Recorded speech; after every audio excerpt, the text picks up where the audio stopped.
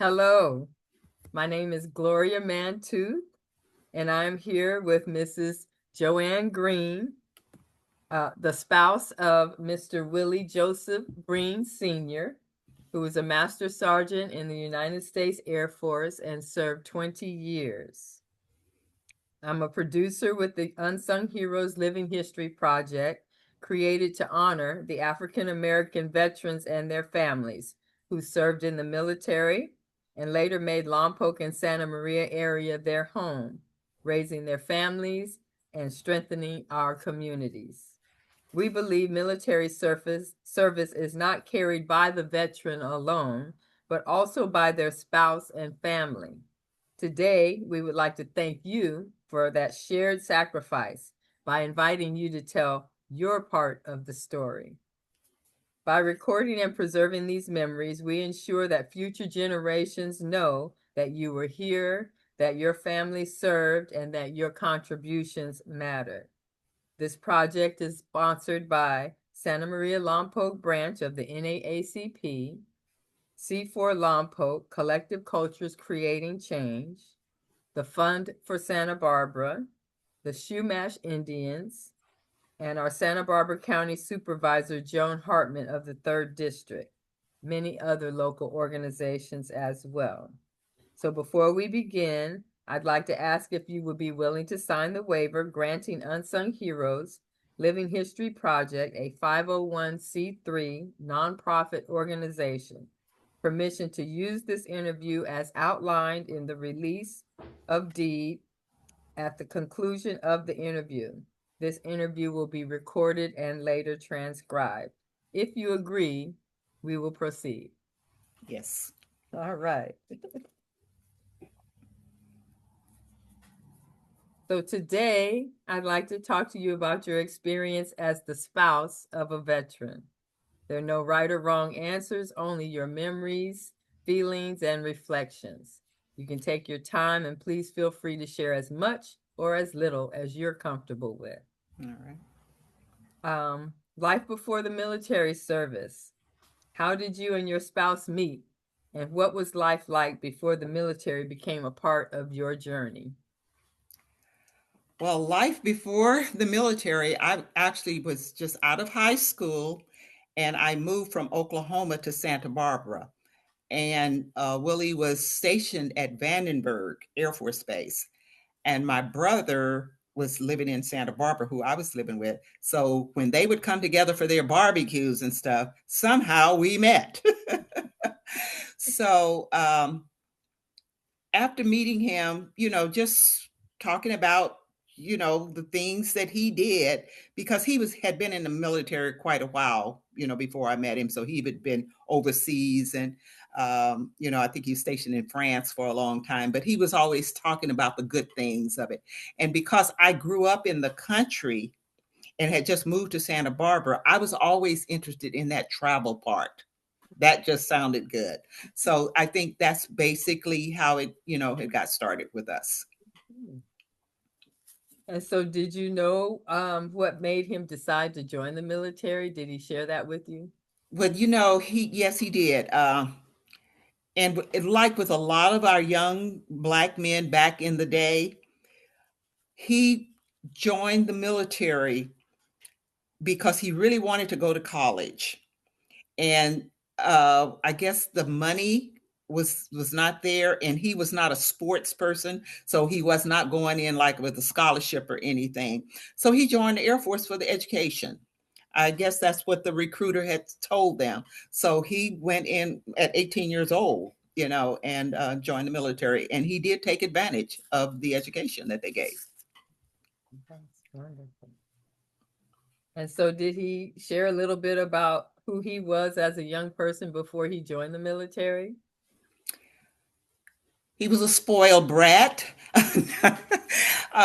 He was raised by his grandparents, which I got to meet, and he was him and his, I guess, his cousin that was raised there with the grandparents. They were both into education, And that's basically, I think, all that he really thought about. He was not a person that wanted to do any sports. I think all his life he wanted to be a lawyer or something like that. So um, that's how he looked at it. So did he share anything about his early training, like boot camp, or what that was like for him? I can't remember. I can't remember, but I'm pretty sure it was pretty rough. No, no, I don't remember him really sharing about the boot camp. And did you think that he felt prepared for military life and what the military brought? Um, I think so because when you have a dream and you have a goal, because I think about a person at 17 and 18 years old leaving South Carolina and going into San Antonio, doing the training and stuff, and they immediately send you overseas. I think he did. I think he did good in that. I think you always have to keep your focus on what you're doing, because I guess that when the recruiters would talk to you, they would pretty much kind of tell you something about it. So you can't just, quit, when it doesn't work out the way you thought it was, because it had to be different. I'm just thankful that he wasn't in that part, because he did go to Korea, but he did not go into, Vietnam and all those places where there was fighting. He was always in the peaceful part of the Air Force. Okay. So what do you remember uh, about your role, or let's see.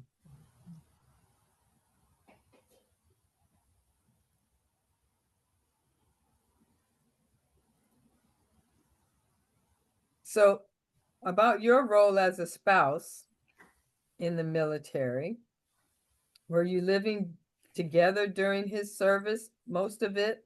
And what was that experience like for you? Oh yes, we were living together.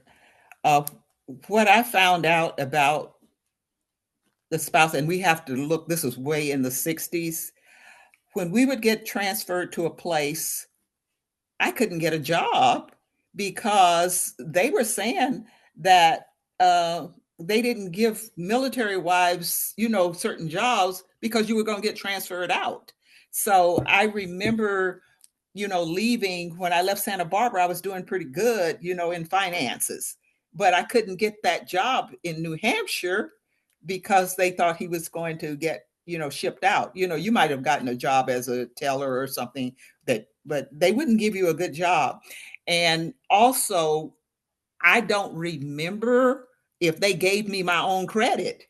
They always went by what his salary was, and the military salary wasn't that much.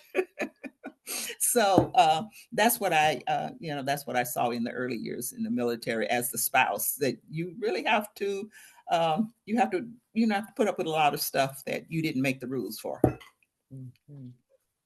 Mhm. And how did the military life affect your household and family routines? We were fortunate that we didn't move as much as a lot of people, but that was one of the things that I noticed, is that children would have a hard time leaving their friends, because you were moving around every 2 or 3 years. But that did not happen to me, because after a few years, my husband went into recruiting so that we could be stationed. We could be stationary. So my kids grew all up in the same place. Did your husband talk about people that he served with? Did he build friendships and relationships with other military Yes. families? Yes. Uh, my husband was much quieter than I am. So most of his friendships were military people. He kept a very small circle of friends. Mhm. Yeah.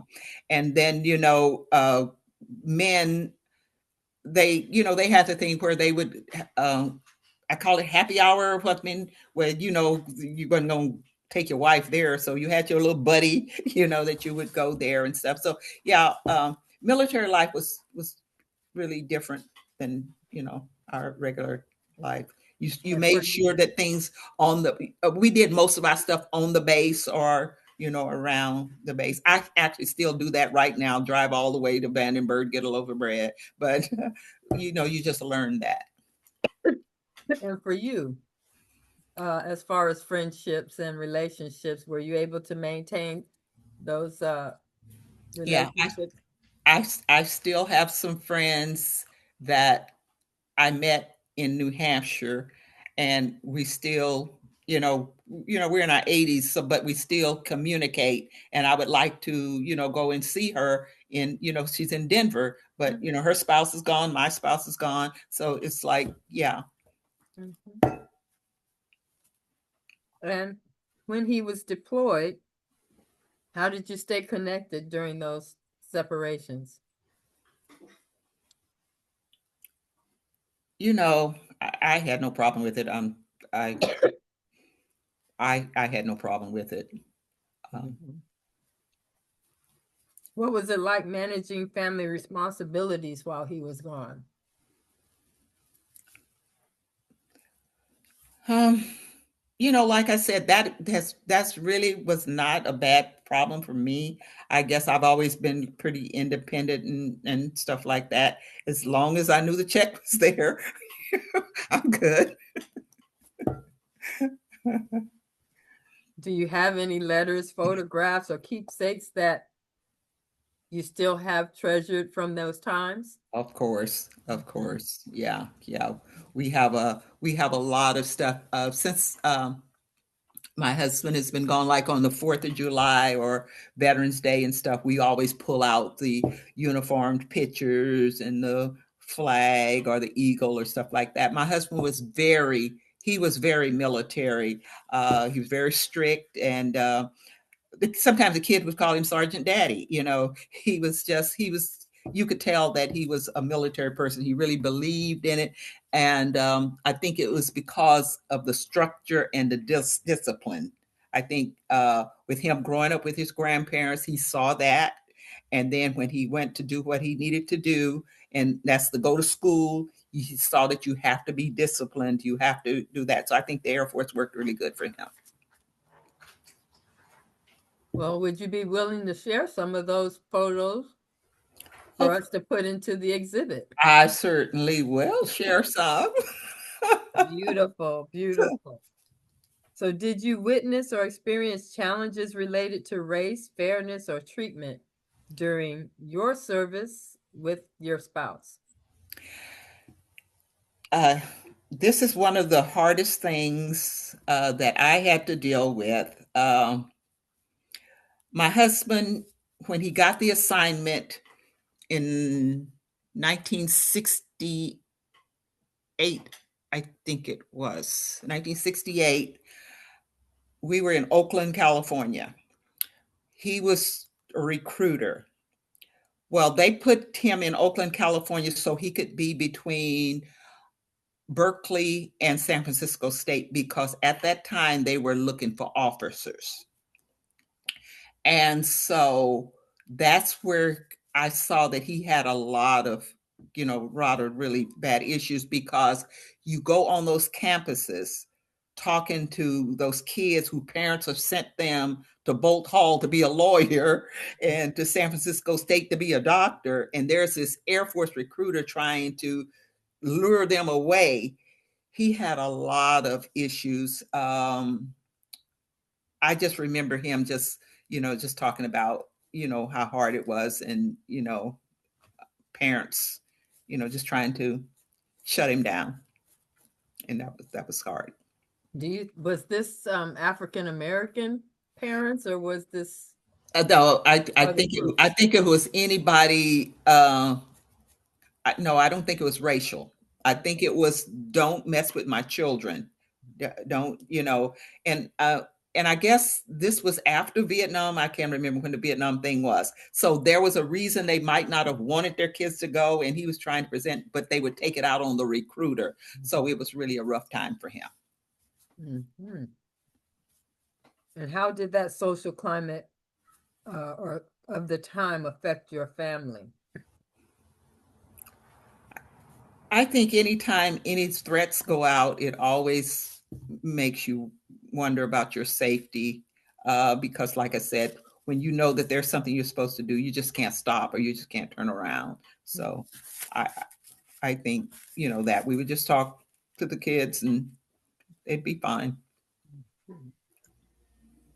So, coming home and transitioning from the military, what was it like when he returned home? Although I don't think you were separated that No, often. no, no. You were together when he transitioned out of the military. Yeah. Okay. And what was civilian like for him when he transitioned out of the military? He went straight out of retirement, out of the military, and went straight into law school. And so, he spent the 3 years in law school and stuff, and then right after that, just went straight to work. So it was really not that bad. Pretty smooth. Yeah, and it all ties back to having those goals as a kid and knowing that there is somebody can help you with your education, and you just keep doing it. So we were very proud of that. He held on to that dream. Hmm. All right. Do you think the military changed him? Well, you know, I wouldn't know because I didn't meet him until the military, Mhm. and I I think he was only thing. It's like he was a very strict person. He was just straight, and I know that that's military thing, and I think that's why the kids called him Sergeant Daddy. I just think so. I don't know if that changed him because I only knew him from the military. That's just the way he was. How many children did you have together? Three. Three. We had three sons. Three sons. All right. Mhm. What do you feel most proud of about his service? I feel very proud that he served his country. He got an honorary discharge. I feel comfortable that the I get free medication the rest of my life. I I it worked out, for us. It Mhm. worked out for us. And what are you most proud of about your own role during his military service? That I was patient. I I'm I'm just proud of that I had stick to itness, um, because you have to understand in the military they can't make up their mind to go do this or that. You know what I'm saying? Sometimes they're ordered to do things, so you just have to be understanding and just so that's basically, I didn't have a lot of issues with it and stuff. I understood that when he had to go to San Antonio, he had to go to Texas or go somewhere for 3 or 4 months. I mean, I couldn't fight about that you know And were the sacrifices you made that people may not, were there sacrifices that you made that people may not always see or recognize? What would you like them to know? there is a sacrifice. I think that people should know that there's a sacrifice, being married to a military person. um, and I think basically because of the tours they have to take, and then when you have a family, uh, dealing with the children, and all, it's a sacrifice. I didn't have a lot that I had to sacrifice, but I do understand younger people that have that. And like I said, because my husband was in recruiting for so many years, we didn't do a lot of moving around and stuff. But my family that's in the military, they might be in North Dakota, and they don't like that climate at all, and they have to be there. But you have to have peace in your household. So that's a sacrifice. So Mhm. you go there and, you know, Mhm. And so, about his legacy and remembrance, how would you like your spouse's military service to be remembered? that he was,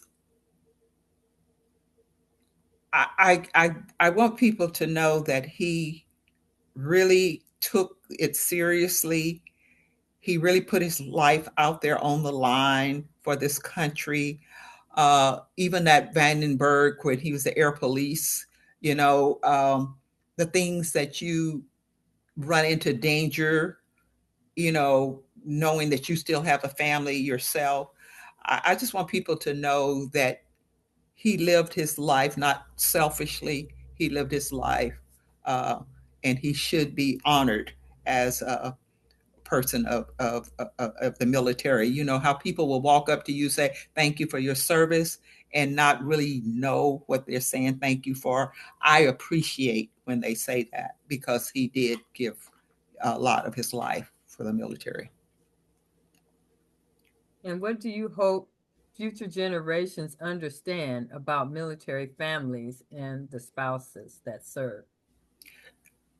Give them the respect that they deserve. Uh, we're not, I don't know if they have drafts anymore, but there was a lot of people that was drafted to go in.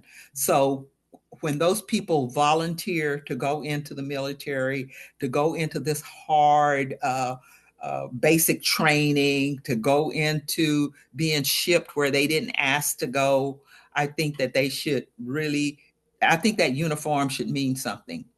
So that's what I would like. And what message would you want to share with other military spouses, past or present?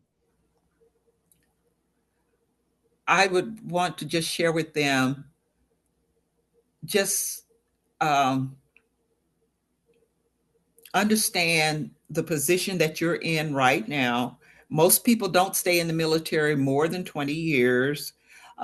Just do and take care of as much as you can, and understand that even with all of the shipments and stuff, you will get to see travels that you might not have chosen to go see.